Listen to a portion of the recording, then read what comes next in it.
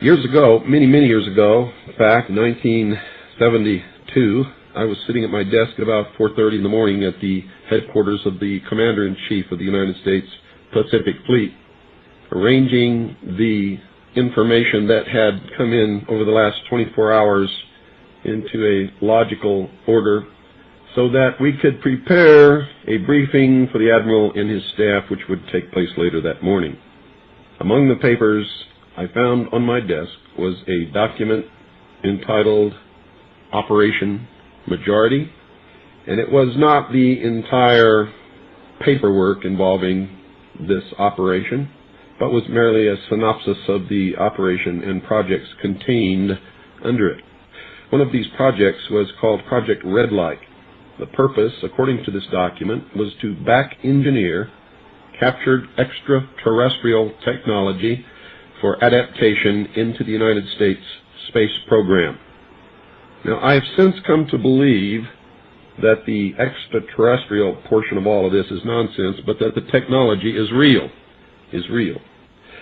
I believe that many of us were shown these documents over the years so that later we would talk about it. I mean, how can you keep the existence of extraterrestrials, if they were real, a secret? And how could anyone keep quiet knowing that they had seen documentation, official government documents labeled top secret, that expressed that these extraterrestrials were real and had visited this Earth? I wanted to know just how true all of this was, and I began a program of research to find out if extraterrestrials were real. The first thing I did was collect every bit of documentation that I could find, both from the Freedom of Information Act, from the research of others, from books that had been printed on the subject of UFOs, and of course through my network of friends in the intelligence community. What I discovered was amazing. What I discovered, ladies and gentlemen, is that there has been a plan in existence since about 1917, and probably before that, to create an artificial extraterrestrial threat to this Earth in order to create a one-world totalitarian socialist government. One of the first documents that I found in my search was this one, the Imperial Japanese Mission 1917, a record of the reception throughout the United States of the special mission headed by Viscount Ishii. And when the Imperial Japanese Mission was in New York City, they had a dinner, and some pretty famous people spoke at this dinner. One of them was John Dewey. John Dewey is the father of our failing, disastrous public education system. Here's what he said. Listen very carefully. John Dewey, professor of philosophy in Columbia University, who was the next speaker, was listened to with great intentness. He said, quote, "Someone remarked that the best way to unite all the nations on this globe would be an attack from some other planet. In the face of such an alien enemy, people would respond with a sense of their unity of interest and purpose." Unquote. Now, bear in mind, folks, that's 1917. One of the next documents that I found, and I found quite a few, but one that's pretty important, is called a Report from Iron Mountain, the probability and desirability of permanent peace. Now, I encourage you to find this book, wherever you can find it. I don't know where you can get it, but find it. Page 66.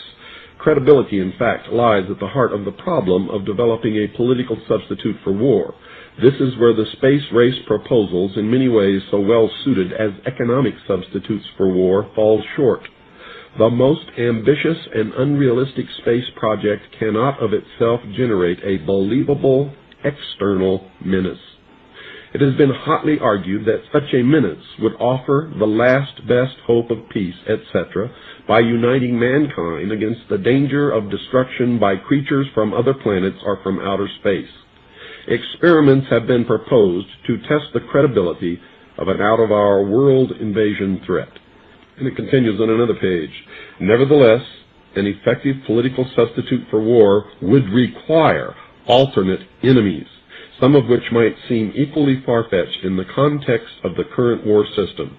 It may be, for instance, that gross pollution of the environment can eventually replace the possibility of mass destruction by nuclear weapons as the principal substitute for war. Are you beginning to get the message, folks? Poisoning of the air and of the principal sources of food and water supply is already well advanced, and at first glance would seem promising in this respect. It constitutes a threat that can be dealt with only through social organization and political power. But from present indications, it will be a generation to a generation and a half before environmental pollution, however severe, will be sufficiently menacing on a global scale to offer a possible basis for a solution. However unlikely some of the possible alternate enemies we have mentioned may seem, we must emphasize that one must be found of credible quality and magnitude if a transition to peace is ever to come about without social disintegration. It is more probable, in our judgment, that such a threat will have to be invented rather than developed from unknown conditions.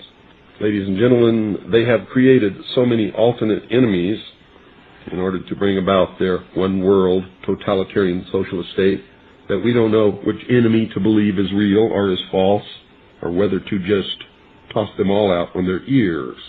And I think that that is probably going to be the best solution. Disarmament is no accident.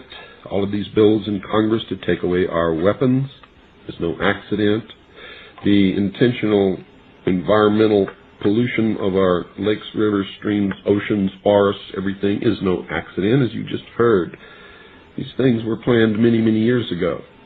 All the bombardment of the public with movies about flying saucers in the 50s, right after the United Nations Treaty was signed and the UN Participation Act was pushed through Congress, and all of the incidents since that have convinced the majority of the American people that flying saucers are real and extraterrestrials exist, and that flying saucers are from an extraterrestrial origin. This is being promulgated in many ways, by television commercials, in the movies, in the newspapers, by creating incidents either real or imagined. I believe, because of my research, and because of the extensive documentation that I've found and that is in my book, that this whole scenario has been created to give us an artificial alien threat from outer space. During the Reagan administration, he made 6 speeches, specifically talked about a threat from outer space by some other species from some other planet. 6, ladies and gentlemen. Why would the president repeat the same thing 6 times, tagged on to the ends of speeches by him? The speechwriters did not put that in the speech. Ronald Reagan added it himself.